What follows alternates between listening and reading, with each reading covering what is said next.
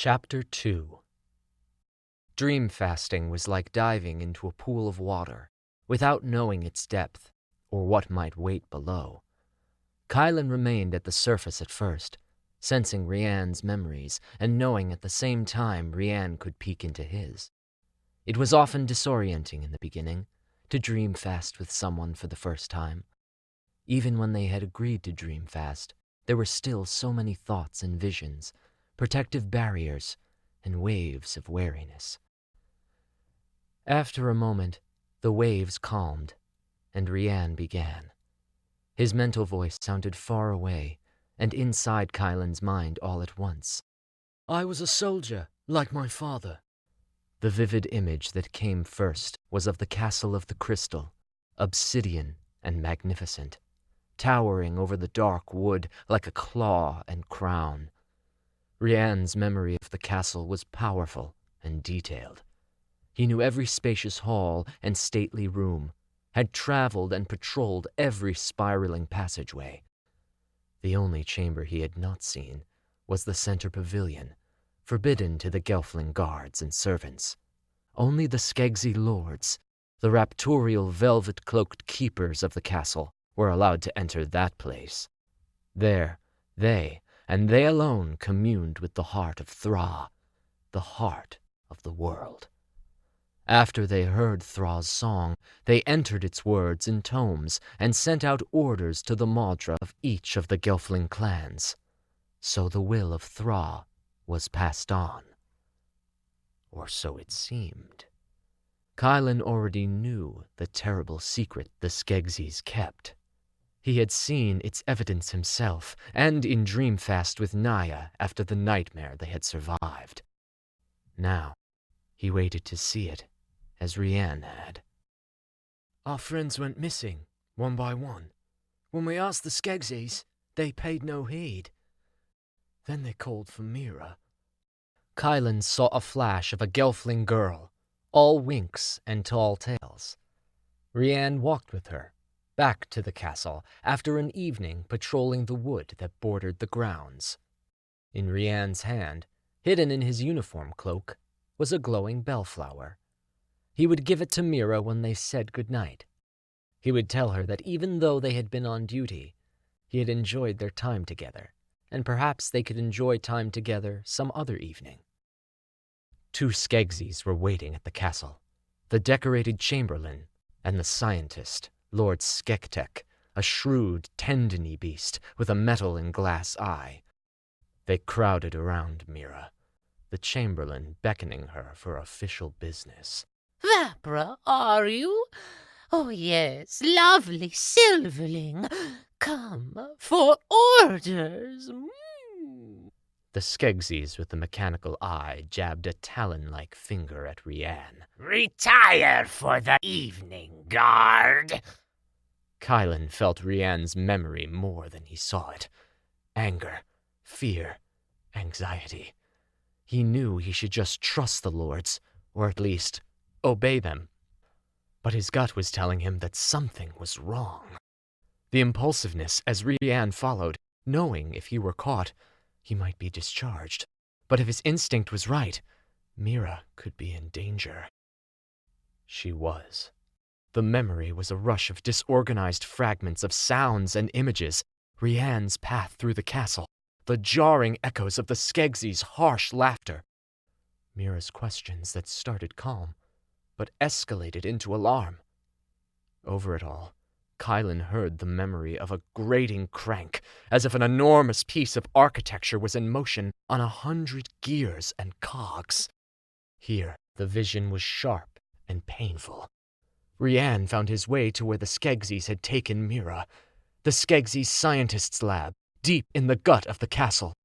The door was open a hair, just a sliver of fiery red in the dark hall. Mira's voice was quiet now, just whimpers, and Rianne peered through the crack in the door. He saw her bound to a chair, facing a panel in the stone wall. Skektek, the scientist, stood near the panel, with his claws on a lever. The cranking and shuddering of machinery intensified, and then the panel opened and flooded the room with brilliant red. Look into the light. Yes, Gelfling, Skeksis said. He reached to another lever and maneuvered it, bringing a second piece of the contraption into view. A reflector, suspended in the cavern of fire beyond the wall. Mira began to cry out for help, struggling against the bonds. Rianne almost burst in then, but Skeksis rotated a reflector, placing a blinding dagger of light on Mira's face. The instant she looked into the light, she went still. Kylan felt the memory weaken as Rianne's focus lapsed. "It's all right," he said. "You don't need to show any more. I understand." "No," Rianne replied. "No, it's important. You should see it. You should see just how terrible the Skeksis really are." Kylan watched through Rianne's eyes as Mira's limbs went limp. Her skin paled and dried, her hair turning withered and brittle, as if her life force was being drained from her body. As she slowly died, her eyes turned milky and unseeing. Another machine went into motion. A series of tubes shuddered to life, slowly filling with a glowing liquid. The substance was pristine, blue-tinted, almost like liquid crystal, and it passed slowly through the conduits until it finally filled a glass vial, drop by drop. The worst came next. The Skeksis scientist plucked the vial once it was full. He sniffed it and gave a pleasant sigh. And then, to Kylan's horror, tipped the vial into his mouth for a tiny, sickening sip. As the drops touched his tongue, light flashed into his eyes, clearing them of their aging haze. The wrinkles and distortions in his withered face and beak smoothed, the hairs on his scalp growing thicker and filling with a glimmer of shine. Mira's life force was now his, her youth flowing into his old and deteriorating veins. "Hevlia," Rianne said. "as if it's wine." Kylan shuddered. Naia had told him as much, but seeing it so clearly in Rianne's memory was horribly different. He was relieved when the vision dissipated. "I'm sorry about Mira," he said. "Me too," Rianne replied. Yet the grief had given birth to courage and purpose, it seemed. "Now tell me the tale you and Naia share. Tell me how you came to join me in the fight against the Skeksis, who've sent the rest of our people after me as a traitor and a liar." Kylan took hold of the dream fast, remembering what he knew of Naia's journey. He had to speak for her as well as himself. Although they had dream fasted together during their travels, and she had shared with him the story of how she'd left her home and traveled north, it was impossible to dream fast another's dream fasted memories. Instead, he had to speak it, so he kept it short and to the point. "Tavra, one of the Ol Mordra's daughters, came to Naia's village searching for you and Gurjin. When Tavra didn't find Gurjin there, Naia left for Hurrah to defend Gurjin's honor. I met her north of Sog, when she passed through the Sprighton Plains." Kylan remembered the day Naia came to his village, knowing that as he called up the memory, Rianne would see it too. He remembered Naia's aloof appeal, and how reluctant she had been to make friends. But Kylan had liked that about her. He had seen his own outsiderness reflected in her.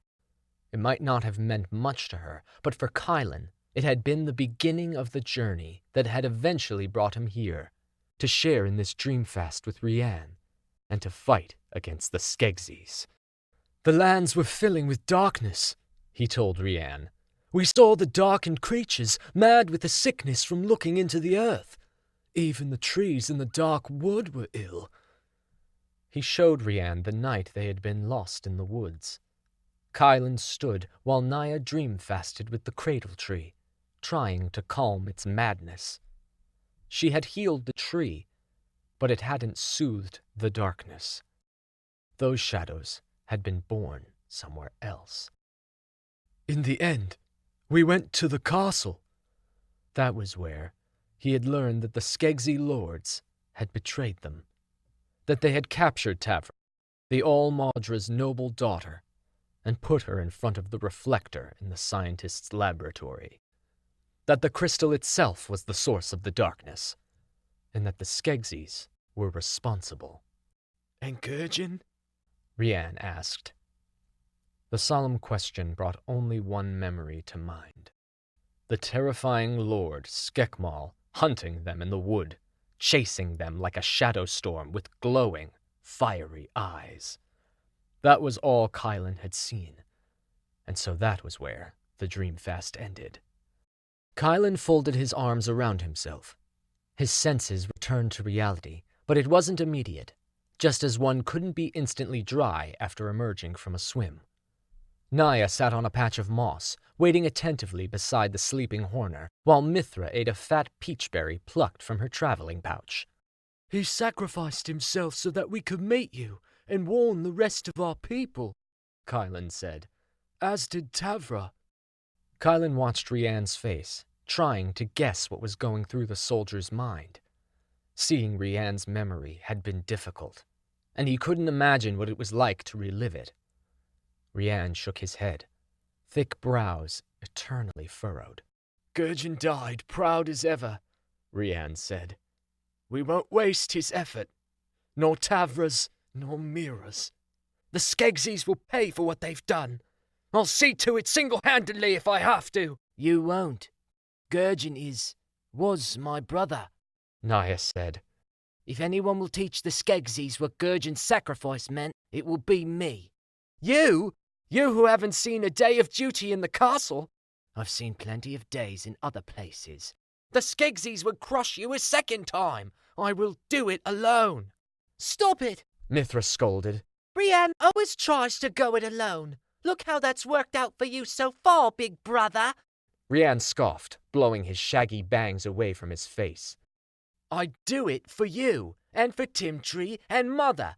I always have, and I'll continue to do things on my own if it saves the Gelfling people. I don't need anyone else's help. Naia rolled her eyes so hard her whole head moved. Kylan couldn't decide what to think of the Stonewood soldier. He was certainly brave and willing to act, but he had a streak of nerve that had nearly been the end of him, at least once. Following the Skeksis scientist into the depths of the castle could have been the last thing he had ever done, but instead he had escaped and lived to tell the tale. Either his courage was being rewarded, or he was just plain lucky. Mithra finished the peachberry and threw the pit at her brother, who deftly avoided it. Speaking of Mother, she wants to invite you all to supper, like we used to do before Rian left to serve at the castle. I should stay here in the wood, Rian said. I'm a traitor, remember? Mother says it's important for you to come home. She left early this morning to go digging for your favorite merkeeps. She wants to thank Naia and Kylan for believing in you. Joining us is the least you could do to show some gratitude, since you don't seem very interested in thanking them yourself. Rian flinched. I'm not ungrateful. I just don't want anyone else to get hurt. After what you've done and seen, you might want to consider keeping out of sight too. The warning was all too practical. It didn't matter if they were innocent.